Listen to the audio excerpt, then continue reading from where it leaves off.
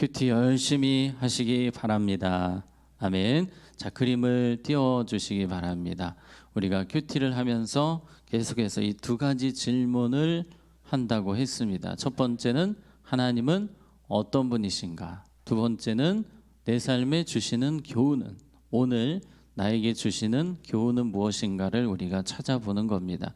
오늘도 제가 샘플을 보여드리도록 하겠습니다. 2장 15절에 오늘 우리가 읽었던 15절에 보시면 노끈으로 채찍을 만드사 양이나 소를 다 성전에서 내쫓으시고 돈 바꾸는 사람들의 돈을 쏟으시며 상을 엎으시고, 자, 이 부분만 보면 우리 예수님을 이렇게 한번 정리해 볼 수 있겠습니다. 화를 내시며 상을 엎으시는 예수님, 조금 이상하죠. 그래서 물음표를 하나 이렇게 해놓는 겁니다. 이상한데. 자, 하나를 더 봅니다. 비둘기 파는 사람들에게 이르시되 이것을 여기서 가져가라. 내 아버지 집으로 장사하는 집을 만들지 말라 하시니, 장사하는 집을 만들지 말라. 여기에 집중하다 보면 교회에서 장사하는 거 싫어하시는가? 이런 내용을 한번 써볼 수도 있겠습니다. 물음표죠.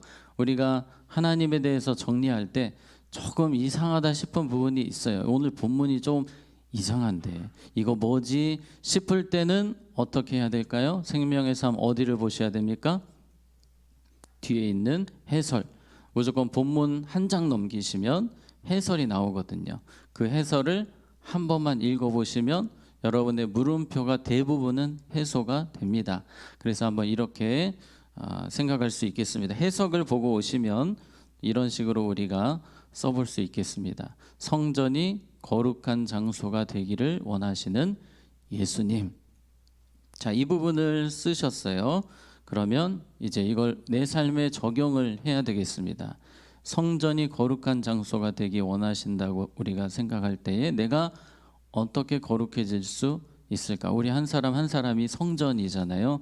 어떻게 내가 오늘 하루 거룩해질 수 있을까? 오늘 나는 하나님의 성전으로 더 거룩하기 위해서 공예배에 힘쓰고 또 나의 입술을 더 감사와 축복으로 변화시키기 원합니다. 자, 이런 식으로 조금 더 구체적으로 거룩하게 어떻게 살 것인지를 적는 겁니다. 그래서 큐티의 목적은 주님을 어떻게 하면 더 오늘 내가 기쁘시게 할 수 있을까? 오늘 주신 말씀을 가지고 구체적으로 어떻게 적용하고 순종할 수 있을까를 고민하는 것입니다. 자, 하나를 더 보겠습니다. 24절에 보면 예수는 그의 몸을 그들에게 의탁하지 아니하셨으니 이는 친히 모든 사람을 아심이요. 예수님이 다니시는 곳곳마다 기적이 일어나지 않습니까?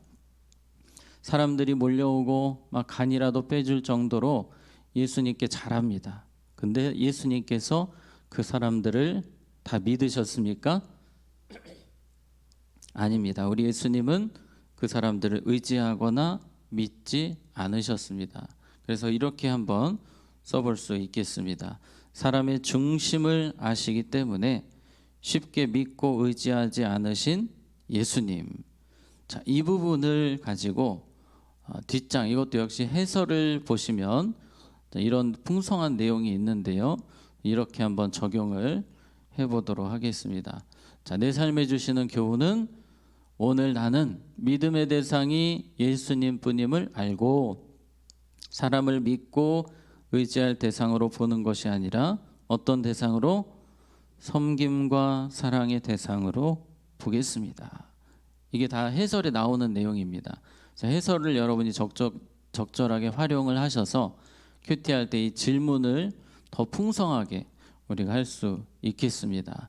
그래서 이런 내 삶에 주시는 오늘 내가 무엇을 해야 될지를 생각할 때 또 해설과 연관을 지어서 좀 어려운 본문들은 이렇게 왔다 갔다 하시면서 글을 한번 써보셨으면 좋겠어요. 그래서 구체적으로 오늘 내가 무엇을 해야 될지, 그래서 오늘 두 가지 질문을 어제처럼 여러분들에게 드립니다. 오늘 하루 살아가실 때에 이 질문을 가지고 주님을 기쁘시게 하는 삶이 되었으면 좋겠어요. 첫 번째, 거룩한 성전으로 살아가기 위해 오늘 내가 해야 할 일은. 두 번째, 예수님만 믿음과 의지의 대상이며 사람은 섬김과 사랑의 대상임을 알기에 오늘 내가 해야 할 일은 이 두 가지에 대해서 한번 오늘 고민하시고 또 이 답을 찾아가는 하루가 되셨으면 좋겠습니다. 자, 이 내용은 홈페이지에 이 두 가지 질문을 어제처럼 올려놓도록 하겠습니다. 자, 오늘 설교를 시작하겠습니다. 이제 바꿔주시고요. 자, 우리가 살아가면서 화를 낼 때가 있습니다. 혹시 이 중에 화를 안 내신 분이 계십니까? 다 한 번이 아니죠. 아마 살아가면서 많이 화를 내게 되는데요. 예수님은 정말 온유하신 분인데 우리가 방금 보았던 것처럼 화를 내시는 그런 장면이 나옵니다. 15절에 노끈으로 채찍을 만드사 양이나 소를 다 성전에서 내쫓으시고 돈 바꾸는 사람들의 돈을 쏟으시며 상을 엎으시고, 좀 무섭죠. 예수님께서 상을 엎으신다. 드라마에 보면 상을 엎는 장면이 아주 분노하는 그런 장면으로 보통 나오지 않습니까? 지금 예수님의 마음이 상당히 불편하십니다. 이 성전 앞에서 사람들이 깜짝 놀랍니다. 왜 저러시나, 왜 저렇게 화를 내시나 하는데 이게 돈 때문입니다. 돈. 그 당시 종교 지도자들이 돈에 눈이 멀었습니다. 성전, 예배, 제사 관심이 없습니다. 오직 돈. 백성들의 마음도 많이 그랬고요. 그 당시에 이 성전의 분위기를 우리가 이해할 필요가 있습니다. 이 성전 앞에서 이제 장사꾼들이 얼마나 많았는지 모릅니다. 이제 두 가지 이유였는데, 이 제사를 위한 짐승 판매하는 상인들이 아주 많았습니다. 사람들이 제사를 드리기 위해서 집에서 동물을 가져오지 않겠습니까? 소, 양, 비둘기 가져오면은 그걸 받지를 않는 거예요. 제사장들이 결탁을 해가지고 그거 흠이 있으니까 안 받습니다. 여기서 구매를 하세요. 근데 비싸게 팝니다. 엄청 비싸게 파는 거예요. 우리가 알고 있는 그 금액보다 두세 배 폭리를 취해서 그 금액으로 제사의 동물을 사야 됩니다. 여기서 이득을 취합니다. 그리고 제일 큰 이득은 이 성전세였는데요. 이 성전세라고 하면 1년에 한 번씩 이 성인 20살 이상이면 이 성전세를 내야 되는데 비쌉니다. 지금 우리식으로 하면 한 3-40만 원 됩니다. 이 반세겔이라고 하는데, 여기서 성전세를 내기 위해서는 무조건 환전을 해야 됩니다. 성전에서 쓰는 돈으로 환전을 하는데 환전하는 수수료가 보통 12% 세죠. 1인당 대략 한 4만 원 정도를 받아내는 겁니다. 이게 100만 명이 되면 얼마일까요? 400억입니다.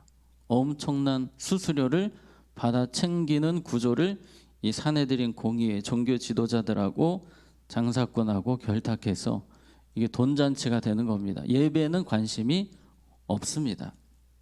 주님이 얼마나 화가 나시겠습니까? 예배하는 장소, 기도하는 장소가 장사꾼들의 장소가 되었습니다. 사람들이 여기 왔다가 등골이 휘어버리는 겁니다. 기도하러 왔다가 거기서 기도를 해야 되는데 장사꾼들 너무 많아가지고 집중이 안 돼요. 기도를 할 수가 없습니다. 자, 16절 보시면 비둘기 파는 사람들에게 이르시되 이것을 여기서 가져가라. 내 아버지의 집으로 장사하는 집을 만들지 말라 하시니, 제가 어렸을 때 오해했던 부분이었습니다.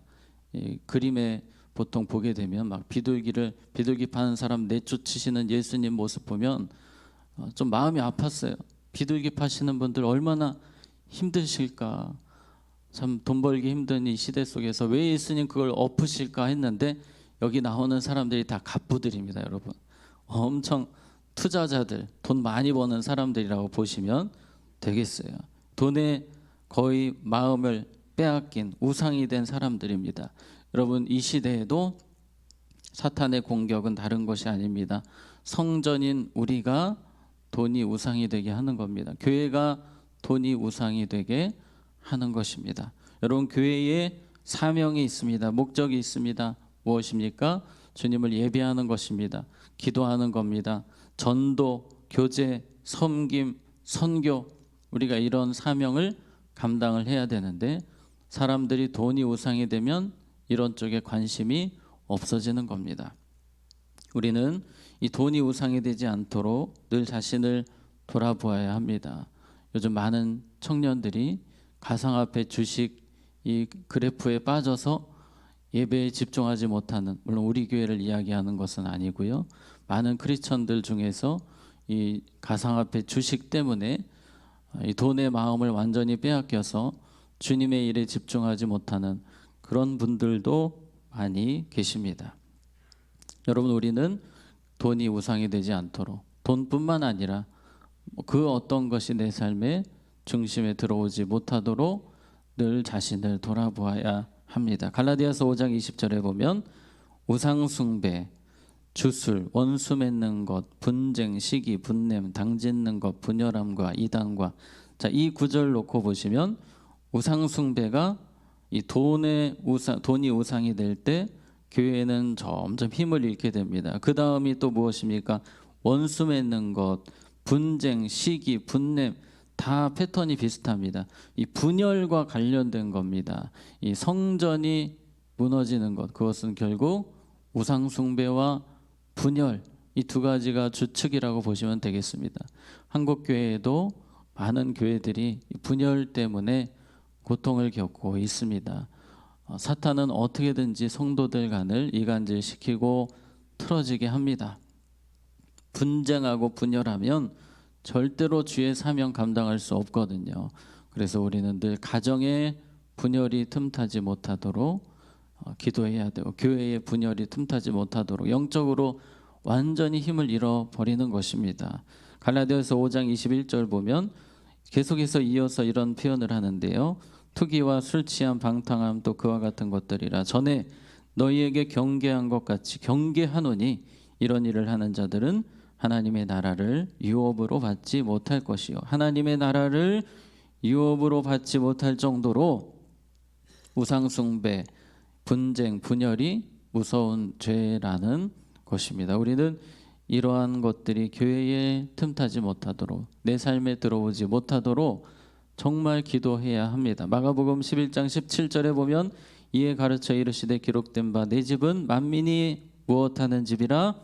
기도하는 집이라 칭함을 받으리라고 하지 아니하였느냐. 너희는 강도의 소굴을 만들었도다 하시매, 교회가 기도를 회복할 때에, 기도로 충만할 때에 이러한 우상을 이길 수 있는 것입니다. 분열의 영이 틈타지 못하게 되는 겁니다. 기도할 때 우리의 힘으로는 한계가 있습니다. 기도할 때 교회가 초대교회처럼 그 역할을, 사명을 온전히 감당할 수 있습니다. 갈라디아서 5장 22절에 보면 오직 성령의 열매는 무엇과? 사랑과 희락과 이라는 말씀이 나오는데요. 결국 사랑하는 것, 분열이 봉합이 되고 교회가 온전히 사랑으로 하나 될 수 있는 것은 성령의 도우심입니다. 성령의 도우심. 성령의 도우심이기 때문에 기도 없이는 이루어질 수 없습니다. 그래서 우리가 기도로 충만한 교회, 내가 기도가 회복될 때 가정이 더욱더 하나 될 수 있는 것이고, 우리 교회가 기도로 충만할 때 돈이 우상 숭배가 되지 않고 또 분열해서 이길 수 있다는 것을 기억하시고, 두 가지 오늘 기억하셨으면 좋겠습니다. 우리가 돈이 우상이 되지 않도록 늘 기도하고, 또 우리 공동체가, 우리 가정이, 자녀들이 돈이 우상이 되어서 주님과 멀어지는 자가 되지 않도록, 분열 때문에 교회가, 가정이 어려움 겪지 않도록 늘 기도하고 힘쓰는 우리 모두가 되기를 주님의 이름으로 축복합니다. 자, 기도하겠습니다. 하나님 아버지, 많은 교회들이 돈이 우상이 되고 또 분열이 일어나서 어려움을 겪고 있습니다. 우리 석관중앙교회를 주님께서 지켜주셔서 돈이 우상이 되거나 세상이 우상이 되는 그런 일이 없게 하시고, 분열이 틈타지 못하도록 우리가 늘 깨어서 기도하며 교회를 거룩하게 세워가게 하여 주시옵소서. 우리 가정, 우리 자녀들이 주님 앞에 거룩한 성전으로 살아갈 수 있도록 하나님 도와주시옵소서. 오늘 반주하신 우리 권사님과 또 우리 권사님의 온 가족이 고넬료의 가정처럼 주님이 기억하신 바 되는 가정이며 주님이 존귀하게 쓰시는 가정 되게 하여 주시옵소서. 환우분들 한 분 한 분 안수하여 주시고 이 시간 주님의 치유의 광선이 임하여 회복되고 일어나는 귀한 역사가 있게 하여 주시옵소서. 우리 수험생들 중요한 시간을 보내고 있습니다. 기도하게 하시고 주님을 찾게 하여 주시옵소서. 그 가운데 선하신 하나님의 인도하심, 진학의 문이 열어지는 은혜들이 있게 하여 주시옵소서. 취업을 준비하는 자녀들에게 취업의 문 열어주시고 결혼을 위해 기도하는 자녀들 또한 결혼 믿음 안에서 좋은 배우자 만날 수 있도록 주께서 만남의 축복을 주시옵소서. 예수님의 이름으로 기도하옵나이다. 아멘.